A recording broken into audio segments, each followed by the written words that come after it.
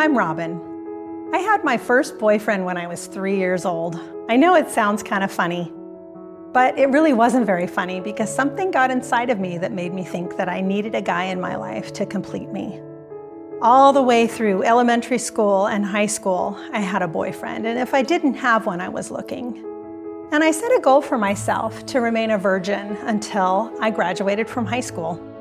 About 2 months after I graduated from high school, I lost my virginity. I gave that special gift away.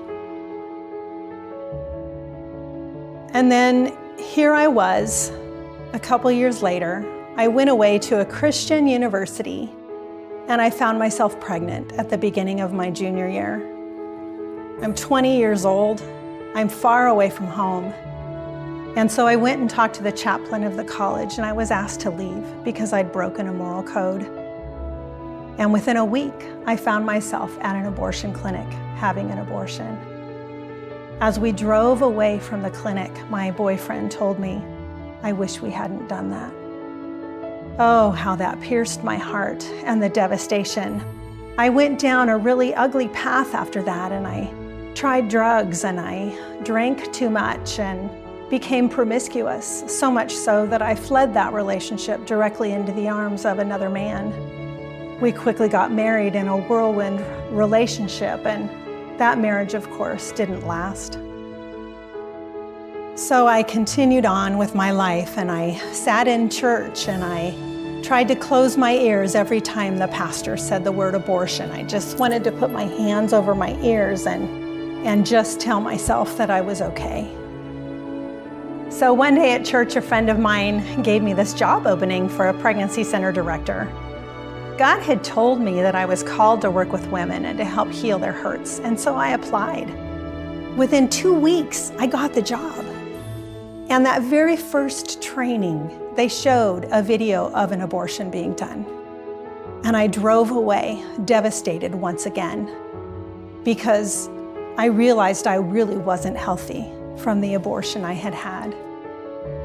And so I sought the help of those women I worked with, those precious women who helped me understand about post-abortion healing and the need for healing from the Lord to invite Him into that process.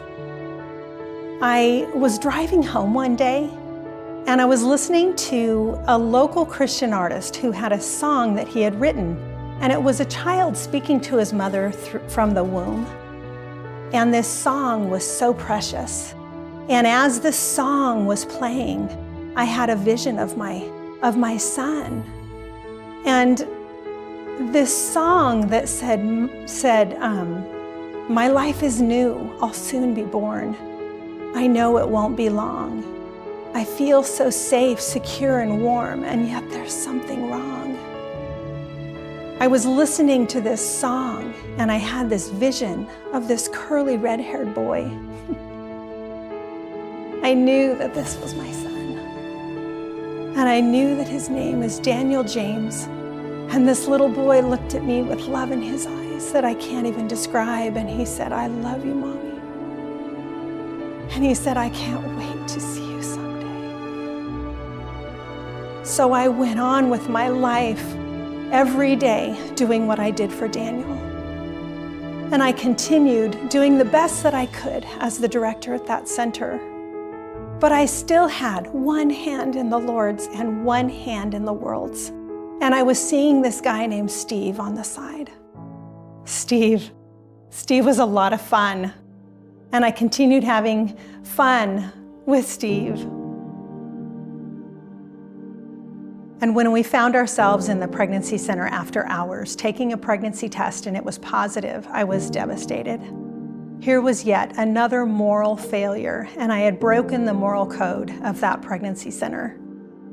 That was my reality check, that here this image that I was showing to the world wasn't what I was living behind the scenes. That's when I really got serious with the Lord and began walking with Him. So I prepared for this board meeting where I had to go to this 12-member board of directors and tell them that I was pregnant. I was preparing for resignation and prepared to leave. But here this group of godly men and women said, If you're not the picture of a crisis pregnancy, who is? And how easily I could have gone and had an abortion to cover up my sin. But because I didn't, they honored me. They extended grace to me that I didn't feel like I deserved. And they allowed me to stay in the position as the pregnancy center director. But it wasn't easy, because here I was, day after day, going to work with my sin ever before me. And during that time, it's as if God took my little face in his hands and told me that we're good. And as long as he and I are good, then it doesn't matter what anyone says. So from that moment on, when I got pregnant, I made the decision to live every day for the Lord without any hidden sins. And then came the day this man was asking me to marry him. I wasn't going to get married to someone just because I was pregnant. I had already had a failed marriage. But then came the day when I finally said yes, because this man reminded me of my father. And so 6 days before my oldest son was born, I waddled down the aisle into the arms of this man named Steve, and we got married. And here, 27 years and 3 sons later, it's the best decision I've ever made. So if you're a woman and you're watching this and you have an abortion in your past, I'm here to let you know that there is freedom and there is grace and forgiveness. I invite you to reach out to me. Take that one big first step of courage and just contact me. I'll help you find a program locally, wherever you are, that can help you find that freedom.